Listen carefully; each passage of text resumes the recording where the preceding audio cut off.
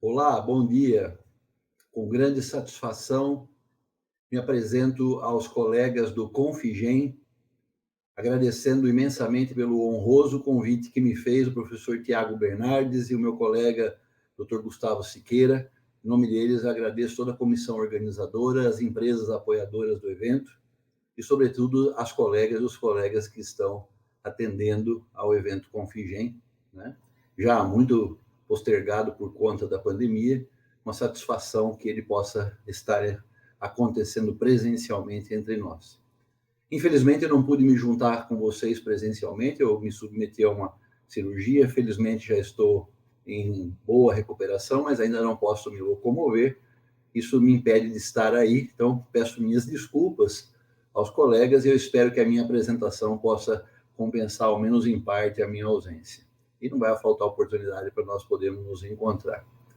Muito bem, eu quero também agradecer aqui ao doutor Rafael Reis e a doutora Graciele de Moraes, que são pós-docs do nosso grupo, e juntamente com o nosso time de alunos de mestrado, doutorado, de iniciação científica, né? Aqui na tela já um grupo que praticamente já se formou, e aqui os que estão com a gente agora. Então, muito obrigado. Muitos dos dados que eu vou apresentar têm a ver com os trabalhos dessa equipe que eu tenho o privilégio de participar. Bom, o tema que me foi apresentado foi falar um pouco sobre aditivos e lonas, e basicamente aditivos e lonas são ferramentas para controlar perdas no processo de conservação de alimentos. E, sobretudo, eles têm um impacto em custo do processo, né? Então, nós estamos iniciando aqui falando um pouco de reduzir perdas e o seu efeito imediato em custo. Com dois exemplos bem simples, uma forragem com histórico agronômico não tão positivo e uma forragem com histórico agronômico bem positivo, ou seja, o custo unitário da matéria seca é menor porque a história agronômica é melhor. E nesses dois casos, nós estamos simulando uma redução de perdas no processo de conservação de 7 unidades percentuais. Vejam que caindo de 10 para 3, neste caso, nós temos uma redução aí de cerca de R$ 30 por tonelada de matéria seca, né? E neste caso, eu tenho uma redução de quase R$ 100 por tonelada de matéria seca. Essa redução será maior proporcionalmente quando a forragem produzida venha de uma origem menos eficiente. Muito bem. Reduzir perda não é um tema, vamos dizer assim, inédito, né? É um tema bastante recorrente e tentar controlar essas perdas também não é inédito. Mas o que é que a gente pode entender que possa ter algum grau de ineditismo nesse trabalho? É como utilizar a informação técnica e, eventualmente, atuar do ponto de vista de investimentos que são planejados, pontuais, organizados para serem feitos de uma forma muito específica, juntados a uma grande disciplina. Boa parte da redução de perdas no processo de ensilagem depende de disciplina, né? E, de novo, né? Se isso tudo já está aí e há bastante tempo, por que a gente não usa dessa ferramenta? Porque eu acho que, assim como quase tudo na vida, nós precisamos ser convencidos para fazer as coisas. E acho que talvez a minha atuação aqui hoje procure, em última análise, convencê-los da importância de nós colocarmos essas atividades como prioritárias no manejo do nosso cotidiano. Eu trouxe aqui um exemplo apresentado recentemente um dia de campo no Mato Grosso, onde nós estamos trabalhando com dados de silagem de milho na terminação de animais em confinamento, e eu vou apresentar para vocês algo que é bem previsível, bem documentado na literatura, que é o aumento no custo da matéria seca da silagem de milho, conforme as perdas vão aumentando de 0 a 20%, né? Saindo de 1.212 para 1.515, isso é perfeitamente previsível. O que não é tão comum de ser mostrado é o fato que esse aumento de perdas reduz sensivelmente o número de animais suportado por tonelada de silagem. Nós estamos reduzindo de 476 para 381, grosseiramente 100 animais a menos por tonelada de matéria seca por dia, né? O que mostra claramente que a minha capacidade de suporte cai por hectare de roça plantada, por exemplo, né? E também cai o equivalente arroba engordada com a inclusão deste ingrediente e dos demais, caindo de 24 para 19 equivalente arrobas por tonelada de matéria seca de silagem. Né? Ou seja, aumenta o custo, mas cai a nossa competência em transformar área de lavoura em arroba confinado. A especialização do posicionamento de produtos no processo de ensilagem ganhou, de fato, um contorno muito específico. Nós temos produtos hoje que atuam em vários momentos do processo de conservação e especificamente nas diversas fases, desde a fase inicial, ainda com a presença de oxigênio, na fermentação propriamente dita, na fase estável e muita coisa aparecendo para esta fase que é após o início do descarregamento do silo. Né? Um dos fatos importantes que os principais consultores na área de extensão e manejo de silagens diz é que é muito pouco producente ficar sabendo das perdas depois que elas já ocorreram. Evidentemente que isso é melhor do que não saber desse número. Mas o mundo ideal é termos o controle de perdas em tempo real.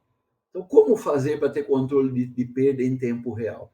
Nós temos sensores usados em pesquisa, ultra sofisticados, que ainda não estão disponíveis do ponto de vista comercial.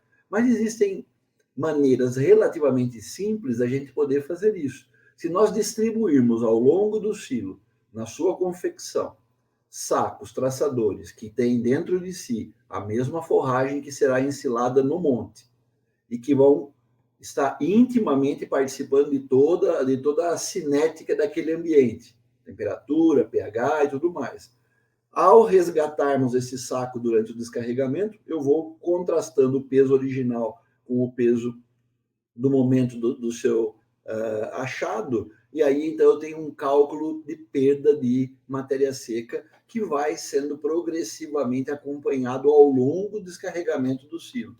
Esse é um grande facilitador de manejo, porque me dá uma ideia das perdas que estão acontecendo em tempo real.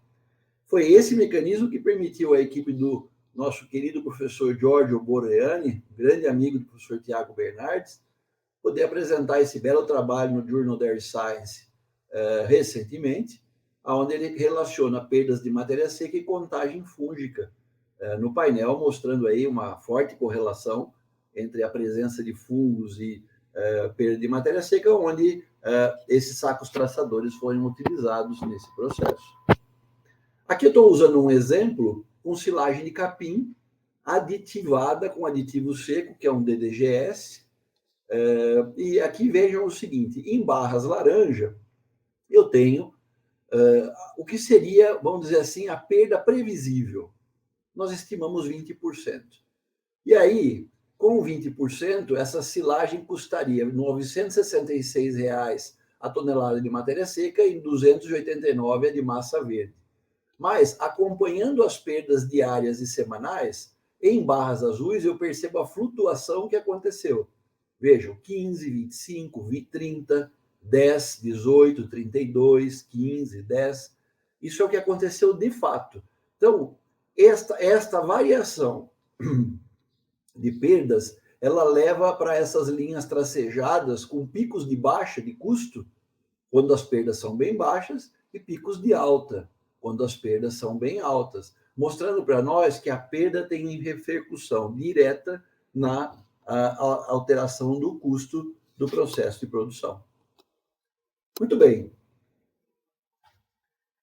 Agora vamos olhar quais são as contribuições específicas de lonas e aditivos para a pecuária de corte. Eu tentei me dedicar especificamente para esse tema, para essa apresentação. Então, eu utilizei de uma ferramenta usada pelo governo americano e coloquei palavras-chave que são buscadores interessantes. Eu coloquei aqui, se eu colocar só silagem, aparece aí 3.500 trabalhos. Mas quando eu chamo aditivos para silagem, aparecem 600 trabalhos apresentados em 20 anos.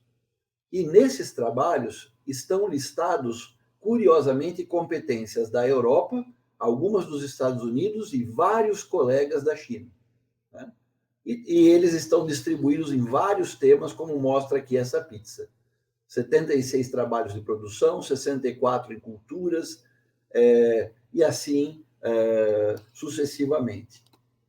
O trabalho mais citado, curiosamente, é uma revisão feita na Etiópia, com vários aditivos microbianos e químicos conjuntamente, publicada em 2014. Quando eu coloco filmes para silagem, o número de trabalhos ele reduz, né?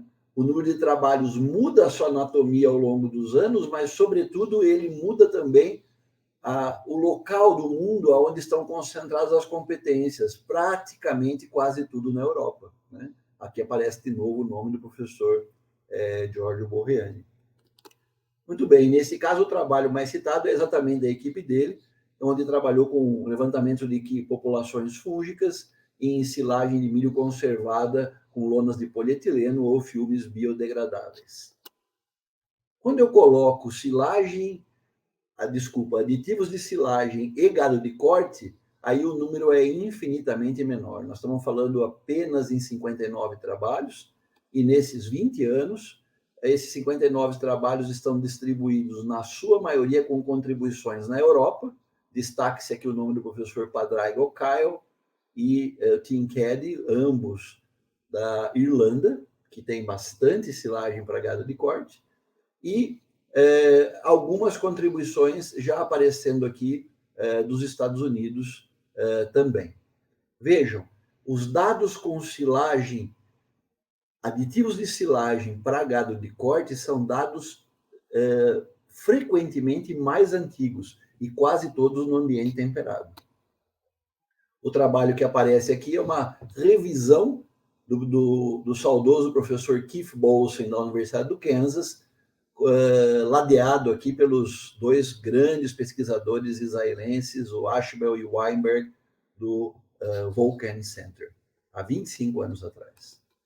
Bom, esse trabalho traz um número interessante para nós, que o ganho de peso por tonelada de forragem ensilada, que é uma integração da recuperação de matéria seca no silo e do ganho de peso dos animais tratados ou não com aditivos microbianos, aumentou em 3,6% e foi significativo.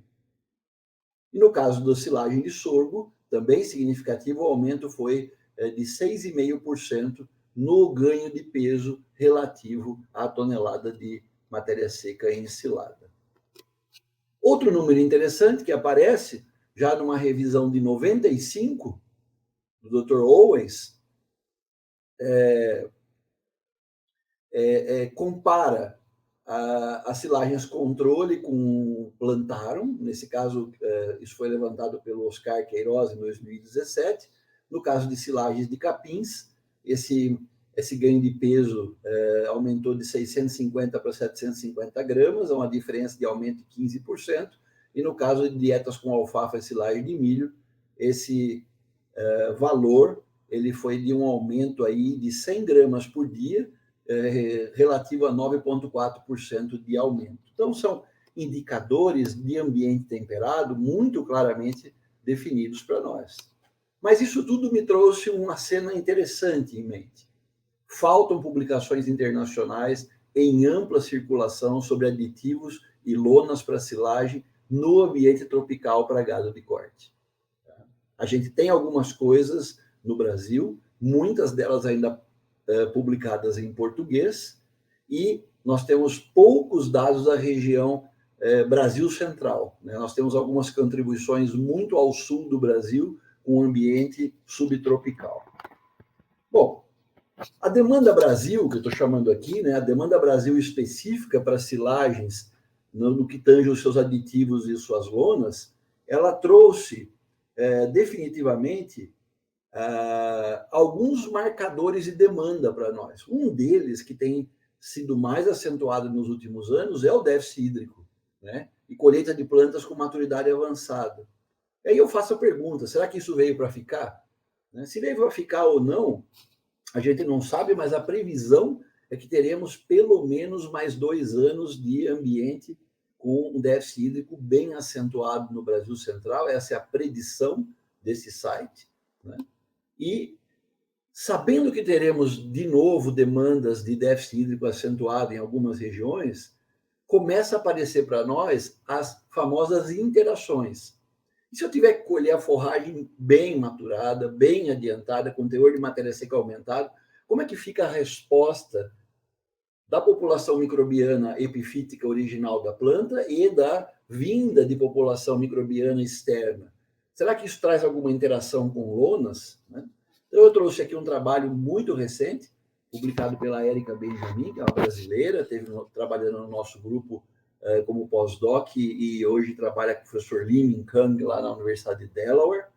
A Érica publicou esse paper que trabalha com acompanhamento da população microbiana diante da alteração do teor de matéria seca de colheita de forragem. E olha só que fato interessante. O perfil de bactérias, colhendo plantas de milho aos 30, 32 ou 38, mostra a diversidade de população na planta inteira, ainda não ensilada, e a população fúngica, idem, né? Claramente mostrando que os diferentes pontos de maturidade mostram populações microbianas originais diferentes. No entanto, quando ele adiciona, nesse caso, Buchanan, em dose comercialmente recomendada, aos 20 dias, essa diversidade ainda mantinha-se bem presente, sabendo que o Buchanan é um micro-organismo, em geral, um pouco mais lento para atuar, mas aos 60 dias, uma grande dominância nos materiais inoculados, né? Uma pequena variação de materiais inoculados, ou seja, independentemente do teor de matéria seca, a predominância do micro-organismo inoculado foi imensa, com pouca diversidade entre si. Né? Então, e no controle, essa diversidade continuando. Então, definitivamente houve a massificação do micro-organismo aplicado, que já era esperado de acontecer. Agora, vejam, nessa dinâmica aparecem dados interessantes. Né? Quando eu considero aqui, por exemplo, o somatório de temperatura nessa linha vermelha, ele é progressivamente menor quanto mais seco a planta é colhida. Né? Eu vou somar menos unidades térmicas e também eu vou ter, em 20 dias de exposição para a estabilidade aeróbia, um tempo de estabilidade aeróbia progressivamente aumentado para os materiais que foram inoculados. Os inoculados sempre com estabilidade aeróbia aumentada, o que é esperado. Né? Nesse caso, também com essa mistura de Hilgard, Buchanan e pentosáceos, comparando 30, 32 e 38, vejam, 85, 261, 320. Logicamente, aos 60 dias, neste caso, evidentemente, a estabilidade aeróbia muito aumentada, né? Porque o Buchanan já está respondendo aos 60 dias, e, de novo, a somatória de temperatura reduzindo principalmente nos tratados. Quando eu falo agora nessas mesmas condições, 30, 32 e 38, trabalhando com recuperação de matéria seca aos 20 dias, veja que a recuperação de matéria seca sempre foi maior para o inoculado, aos 30, aos 32 e aos 38. Né? Do ponto de vista de 60 dias, todas as recuperações são menores, porque as perdas são cumulativas, mas vejam que os inoculados perdem um pouco a vantagem em relação ao controle, mas definitivamente aos 32 e aos 38 as recuperações são maiores do que aos 30. E é importante, em todos esses tratamentos, sempre a compactação alvo foi superior a 244 quilos de matéria seca por metro cúbico, o que é uma garantia que não houve efeito de compactação entre os tratamentos. Um outro trabalho que está sendo conduzido pelo nosso grupo, o trabalho do Vitor, a tese de mestrado dele, é onde nós escolhemos plantas com 37,5 de matéria seca ao longo da sua maturidade, e depois fomos colhendo semanalmente, por 5 semanas, essa matéria seca foi evoluindo aos 44, 49, 54 e 59, e vejam que isso trouxe uma elevação tremenda no teor de matéria seca, saindo de 37, chegando a 60 aos 144 dias. Bom, esta simulação, ela trouxe um efeito interessante.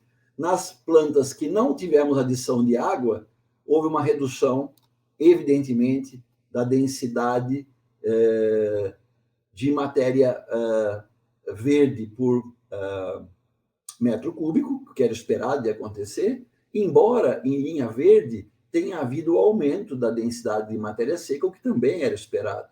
Nós saímos de 252, fomos para 311. Muito bem, quando adicionou-se água, a diferença que nós tivemos foi que, além de a gente manter, neste caso, a densidade de matéria seca, a gente conseguiu aumentar a densidade de massa verde. A densidade de massa verde, que nesse caso tinha decrescido consideravelmente, aqui a densidade de massa verde subiu de 671 para 774. Muito bem. Por que a gente tem essa alteração de dinâmica? Duas coisas acontecem.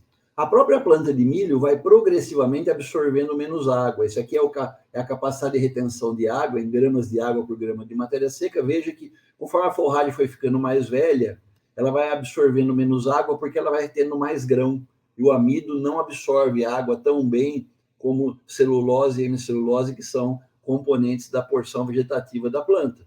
Quando eu comparo isso, por exemplo, com a absorção de água de milho moído, grão, veja que ele se parece muito com a absorção dos piores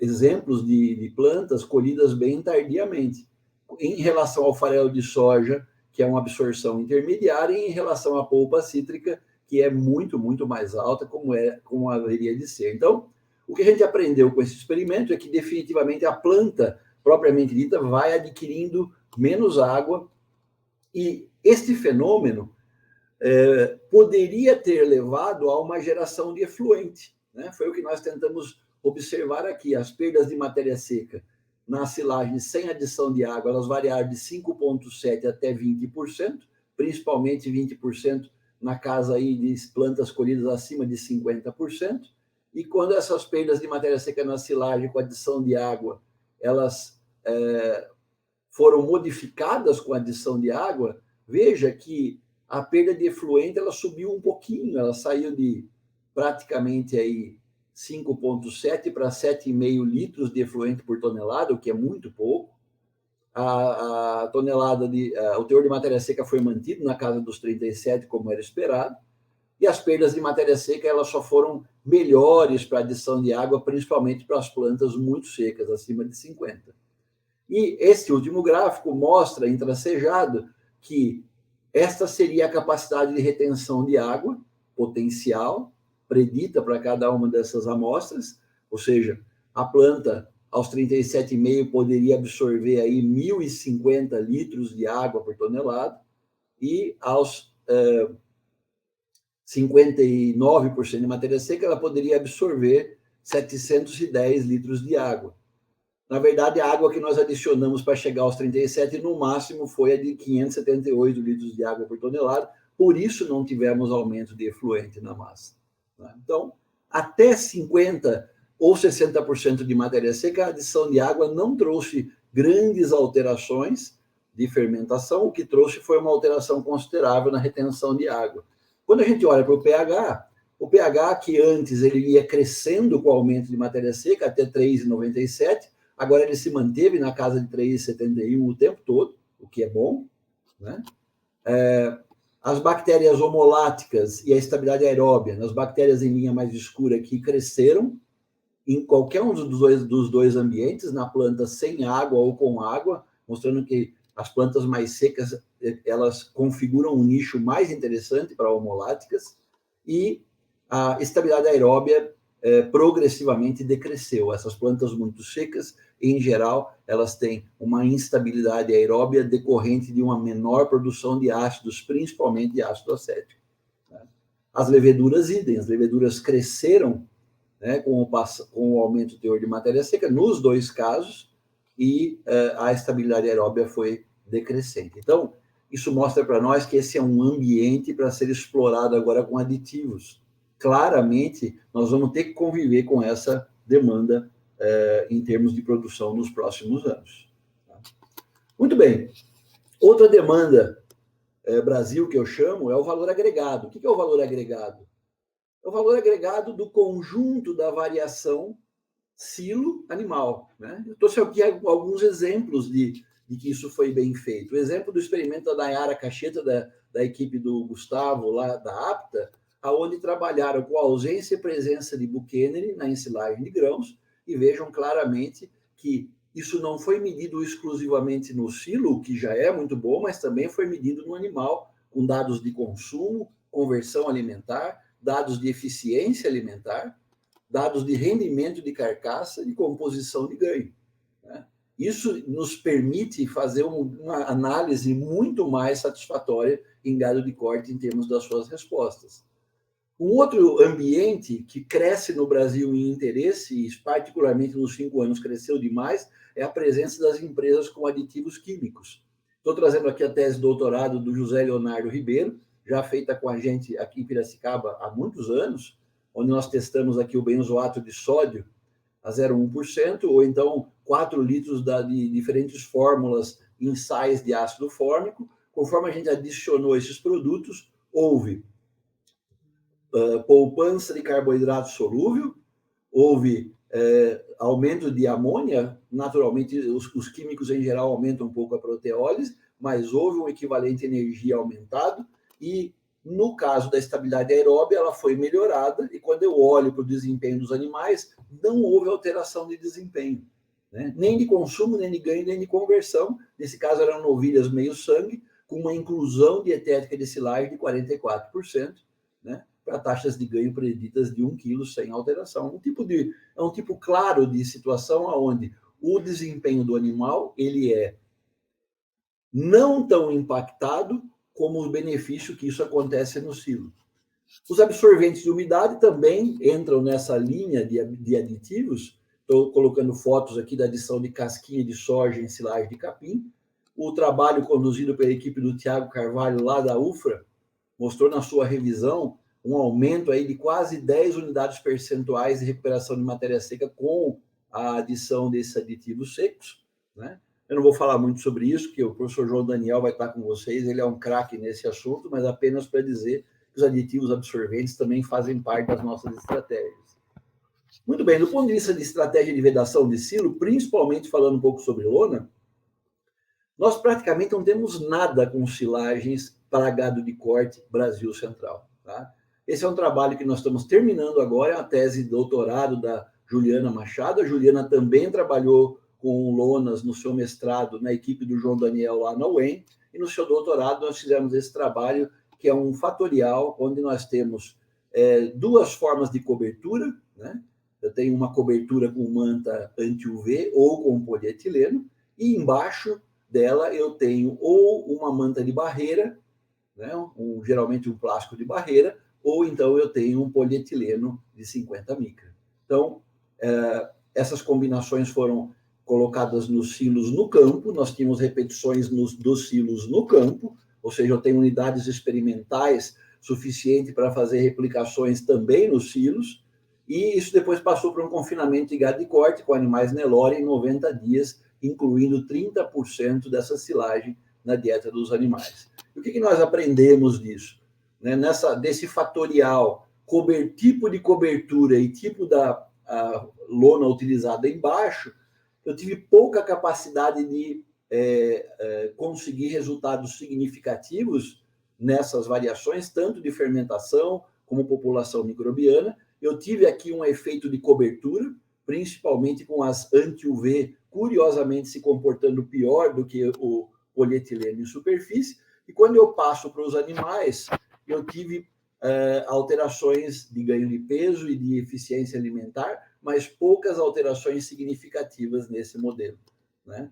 Aqui mais alguns dados de peso vivo final, carcaça quente, rendimento de carcaça, sem diferença entre essa busca. Um outro trabalho interessante foi feito pelo Lucas Francisco no seu mestrado, ele terminou já faz um ano, mais ou menos. Nós tínhamos vários tipos de matrizes de polietileno, 3 matrizes de octeno com 3 espessuras crescentes, de 80 a 120 micra, 2 butenos, sendo que um buteno é de 120 e o outro buteno mais o octeno. Então, a gente tinha também essas diferentes coberturas colocadas, um modelo de contrastes, onde eu contrastava a espessura, eu contrastava o tipo de material e o efeito da estratégia de uma lona adicional com silagens com 34% de matéria seca. Esse trabalho tem muitos dados, eu trouxe aqui apenas os mais importantes, mostrando um dado esperado, que é o aumento da espessura dentro do octeno, mostrou benefício de redução de temperatura, principalmente na superfície, reduziu perdas, em média, se eu pegar 17 aqui para 11, reduziu perdas de 6% no conjunto das perdas de ensilagem e melhorou a estabilidade aeróbica. Nós não tivemos muito benefício da presença do buteno nesse experimento. Muito bem. Quando eu falo agora de estratégia de armazenamento, e eu vou pensar na estratégia de armazenamento usando como ferramenta lona e aditivo, veja, eu tenho aqui um fato interessante. No modelo de meta-análise que nós fizemos em conjunto, né, o João, lá da UEM, nosso grupo em Piracicaba, a gente determinou no banco de dados que o ponto de máximo foi alcançado nesse broken line com 28 dias, tanto para digestibilidade de matéria seca como amido, em silagem de planta inteira, né, com 76 repetições para amido. Então, assim, com 28 dias a gente alcançava uma velocidade rápida de crescimento, depois eu tinha uma velocidade cerca de 100 vezes menor, né? 10 vezes menor, perdão. Quando eu falo em estratégia de estabilidade aeróbia, se eu quiser a máxima estabilidade aeróbia, ao contrário, eu vou conseguir isso com cerca de 120 dias de estocagem. Então, o parâmetro alvo a ser atingido, ele já determina um tempo mínimo de estocagem. Muito bem, isso nos levou a um trabalho conduzido pelo Adir. O Adir foi nosso aluno de mestrado, trabalha hoje na De Laval, lá no Paraná. E o que esse trabalho mostrou, né? Se eu utilizar, por exemplo, 45 horas de estabilidade aeróbia como alvo, e eu quiser trabalhar no campo com o binômio dose e tempo de abertura, porque no gado de corte eu preciso muito disso, eu tenho em alguns confinamentos um tempo estreito de armazenamento, já imediatamente iniciando o fornecimento para os animais. Esse trabalho é interessante porque ele disse o seguinte: se eu quiser abrir o silo rápido, muito rápido, com 20 dias de armazenamento, eu consigo isso desde que eu tenha doses elevadas de inoculação de buchanan para silagem de milho planta inteira. Se eu puder ir progressivamente aumentando o tempo de estocagem, eu posso ir reduzindo a dose.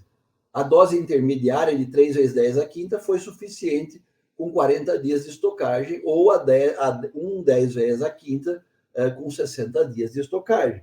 Ou, finalmente, aos 120 dias de estocagem, praticamente sem nenhuma dose. Então, vejam que este binômio aditivo microbiano e tempo de estocagem funcionam juntos como um facilitador de manejo.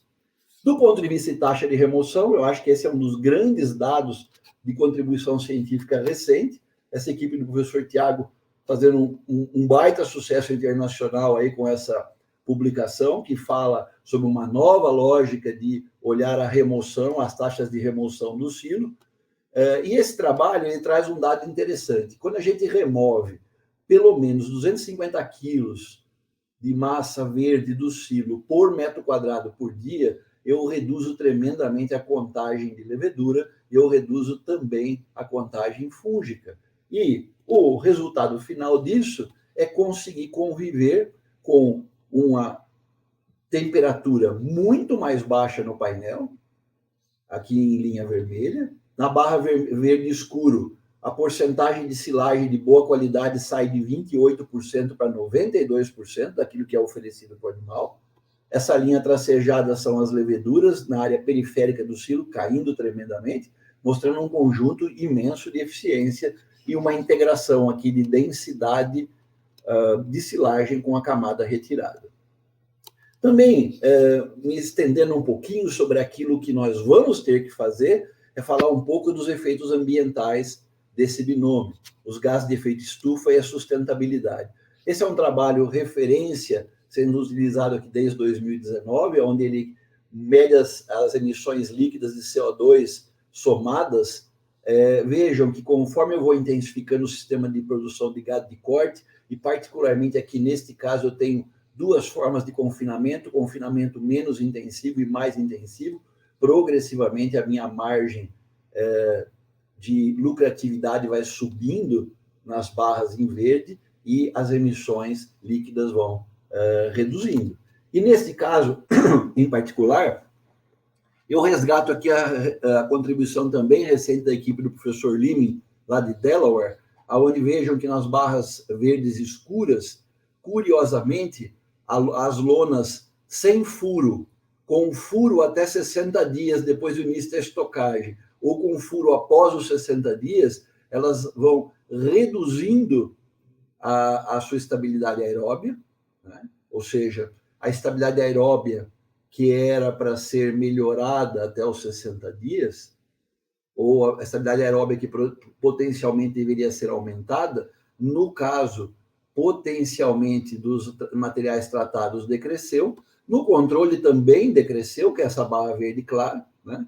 E a linha laranja mostra as perdas de matéria seca. A perda de matéria seca sempre foi mais baixa no inoculado, crescendo aqui de 2,1 para 3,2 para 3,8 no caso de a gente estar insuflando oxigênio na massa mais precocemente ou mais tardiamente, ou seja, mostra claramente para nós que a não manutenção da lona depois de muito tempo de estocagem traz um prejuízo considerável ao processo.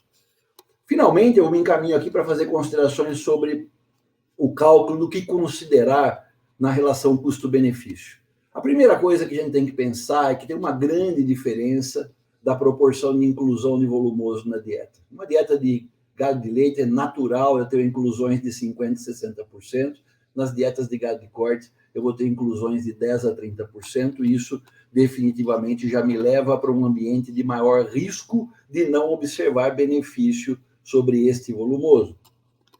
Contudo, por outro lado, nós estamos mais e mais nos especializando em conseguir obter informações outras do ambiente, onde a resposta do aditivo ou da lona se dê fora do ambiente tradicional. Então, tradicionalmente, onde é que eu vou medir efeitos de eficiência?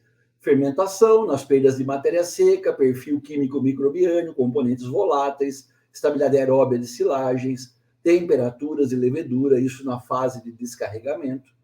Eu passo para o animal, eu tenho ganho de peso, produção de leite, aspectos de saúde, efeito probiótico desses aditivos microbianos para a silagem e dados de eficiência. E calcular o retorno sobre o custo de alimentação.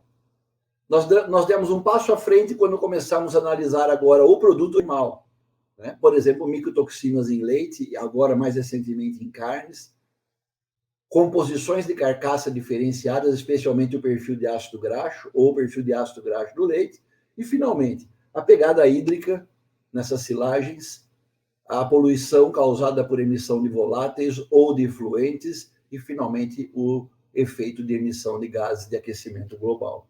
Isso tudo pode entrar numa equação de cálculo de retorno sobre o investimento. Se eu considerar o índice de sucesso dos trabalhos na equação, eu tenho um agravante para conseguir resposta. Esse é o trabalho que foi produzido, uma revisão do professor Rick Muck e o Leeming em 97, e 57 trabalhos conseguiram uma porcentagem de resultados positivos de 30% para ganho de peso. Quer dizer, 1 em cada 3 estudos apenas mostrava algum grau de diferença para ganho de peso. Numa revisão mais recente da equipe da Flórida, o professor Adesogan mostrou que foi 1 em cada 5 estudos, um total de 39 estudos com performance mostrando ganho de peso também. Tá? E quanto que essa mudança tem de tamanho de impacto? Ali nós estávamos falando da frequência do impacto positivo, aqui nós estamos falando do tamanho do impacto. Veja, para a revisão de 97, ganho de peso teve aumento de 10%, e como nós vimos lá, aconteceu em 30% das vezes. E a eficiência alimentar em torno de 9%. Então, esses são números que nós precisamos obter isso para o ambiente tropical, para Nelore no coxo, no ambiente de alta temperatura durante o confinamento. O retorno sobre investimento é praticamente a diferença entre receita e despesa expressa em relação à despesa, e eu trouxe aqui apenas um referencial, né? Comparando o ambiente da Europa, onde o retorno sobre investimento de aditivos para silagem ele varia de 2,9 a 3,5 para 1, que é o tamanho do benefício em relação ao investimento, e esses ganhos, em geral, são decrescentes conforme o animal vai aumentando de peso, o que é esperado. Aqui no Brasil, eu fiz uma simulação com aditivo ou lona, onde eu estou investindo R$ 5,00 por tonelada de massa verde ou R$ 15,00 por tonelada de matéria seca. E estou admitindo uma redução de perda de 2,5% no silo apenas. Pegando uma silagem de milho com R$ 1.235 tonelada de matéria seca, isso daqui dá uma poupança de R$ 31,00. Quando eu divido por 15, eu tenho um retorno sobre investimento de 2,12 para 1. Se eu aumentar esse investimento para R$ 10,00 por tonelada de massa verde ou 30 de matéria seca, essa relação cai para 1,06 para 1, praticamente empata. Isso quer dizer que todos os benefícios adicionais em performance animal, estabilidade aeróbia, saúde do animal, efeito ambiental, passam a ser ganhos adicionais desse produto. Tá? Não posso deixar de falar, finalmente, sobre o tamanho deste negócio, aditivos e lonas para silagem. Tá? Pegamos aqui alguns números, né, do abate de animais em confinamento, de 27 milhões de cabeças abatidas, 6,5 milhões são estimadas como provenientes do confinamento para o ano passado, e nós fizemos o seguinte cálculo: eu gasto mais ou menos 1 tonelada de silagem por boi por giro de 120 dias, fazendo um consumo diário de 8 quilos de matéria verde por animal ao dia. Isso me dá aí 6,5 milhões de toneladas de matéria natural, ou 6,5 bilhões de quilos. Colocando isso do ponto de vista de densidade de silo e o tipo, um tamanho convencional de silo usado no confinamento, eu teria aí mais ou menos 500 metros quadrados por silo para serem cobertos, o que me dá um mercado potencial de dupla face de 14,5 milhões de reais, se eu considerar o valor de R$ 4,00 por metro quadrado de dupla face, ou me dá um mercado potencial de 32 milhões de reais com plástico de barreira a R$ 9,00 o metro quadrado. Quando eu falo sobre o mercado agora de aditivos microbianos e químicos, essa mesma tonelada de silagem por boi por giro faz com que, se eu considerar um inoculante microbiano a R$ 7,00 por tonelada, eu estou falando de um mercado de 23 milhões, considerando apenas 50% dos confinadores utilizando isso. E se eu utilizar químicos com base no benzoato, por exemplo, também considerando metade do mercado, eu estou falando em 97 milhões de reais. E termino a minha apresentação dizendo o seguinte: por que nós precisamos melhorar essas coisas e ficar atento a essas coisas? Porque o consumo de carne só cresce. Né? Esse aqui é um gráfico produzido pelas Nações Unidas e pelo Banco Mundial, onde ele faz a predição, né, de consumo de carne e contrastado pelo padrão de consumo, pela capacidade de consumo da população. E veja, por exemplo, o Brasil. Né? O Brasil está aqui, ó, crescendo a menos de 2% por ano, mas colocando mais de 2% por ano de crescimento de consumo de carne na sua agenda. Ou seja, a população, a capacidade de consumo da população cresce, mas a proporção dela que aumenta em consumo de carne é maior. E veja o que está aqui na mesma linha, a China, crescendo a mais de 8% por ano e também crescendo a uma taxa de consumo de carne bovina acima de 3%. Portanto, meus amigos, se preparem para isso que virá à frente, que será uma grande demanda por informações de conservação de forragem. Tiago, colegas, muito obrigado pela oportunidade. Talvez eu tenha me excedido um pouquinho aqui no final.